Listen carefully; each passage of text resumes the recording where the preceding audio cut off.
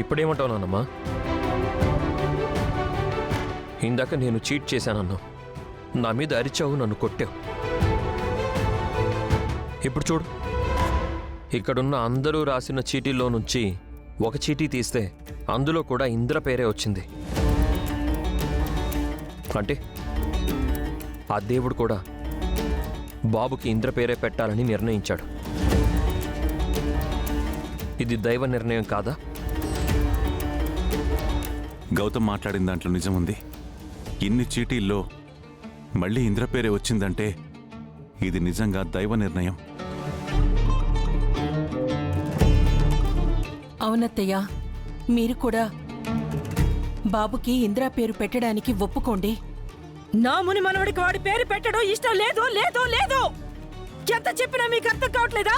ఇంకా లేదు, కాదు, కుదరదు అంటే అవదే. బాబుకి ఇంద్ర పేరు పెట్టాల్సిందే.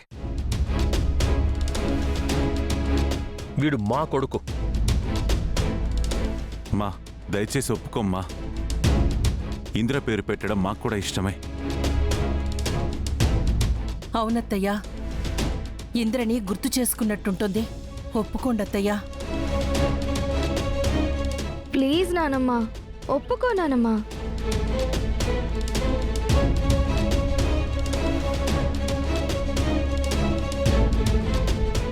సరే, మీరందరూ ఎంతగా చెప్తున్నారు కాబట్టి నేను ఒప్పుకుంటున్నాను.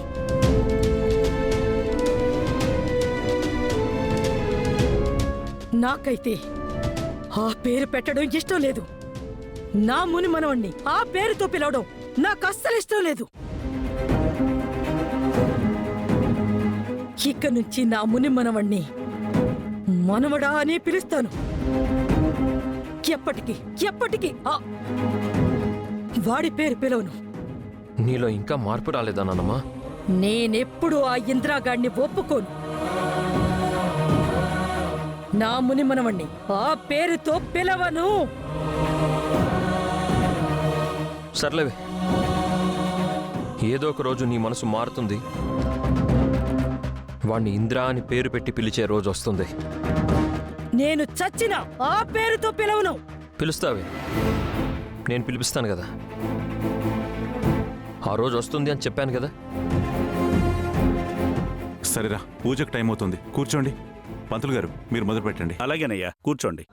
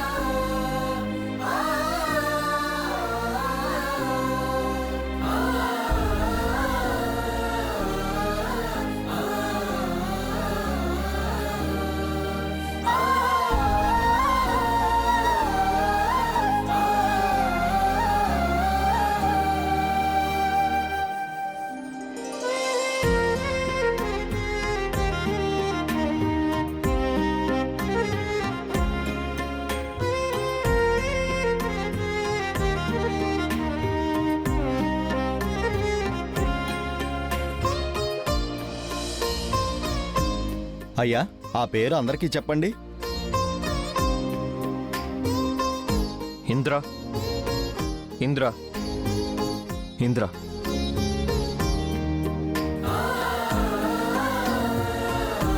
అమ్మా, నువ్వు కూడా పిలువు.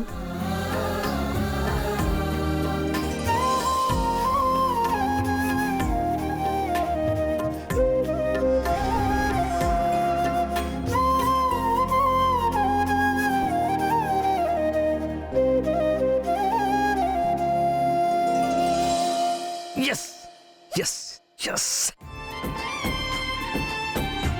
నేను కోరుకున్నట్టే నా బాబుకి ఇంద్ర పేరు పెట్టాను. దేవుడు కూడా నా ప్రేమలో నిజాయితీ ఉందని, స్వచ్ఛత ఉందని ప్రూవ్ చేశాడు.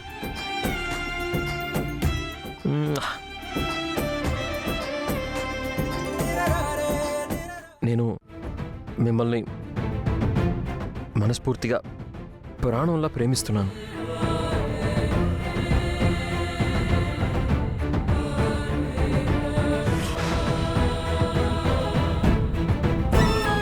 ఇందాక అహల్య గారికి ఐ లవ్ యూ చెప్పబోయి ఆదిత్యకి చెప్పేశాను.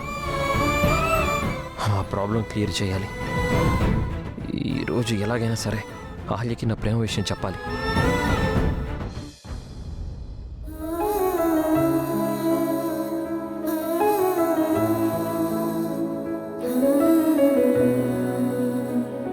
ఏమండి?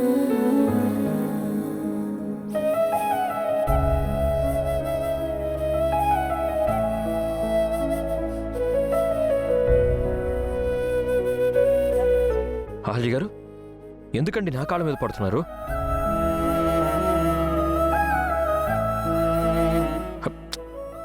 ఏంటండి ఇది? ఎందుకు ఏడుస్తున్నారు? మన బావుకి ఏం కాలేదు కదా, సేఫ్గా ఇంటికి తీసుకొచ్చాం కదా, హ్యాపీగా బారసాల కూడా జరిగిపోయింది. మనం అనుకున్నట్టుగానే బాబుకి ఇంద్ర పేరు కూడా పెట్టాం. మీరు ఎంత గొప్పవారండి, ఎంత మంచి మనసండి మీది. ఒకప్పుడు నేను చనిపోతానేమోనని నా మెళ్ళో తాళి కట్టి ఈ ఇంటికి తీసుకొచ్చారు. ఇందిరా గారికి ఇచ్చిన మాట కోసం నన్ను మీ భార్యగా నన్ను ఇంట్లో పరిచయం చేశారు. అప్పటి నుంచి కంటికి రెప్పలా చూసుకుంటున్నారు.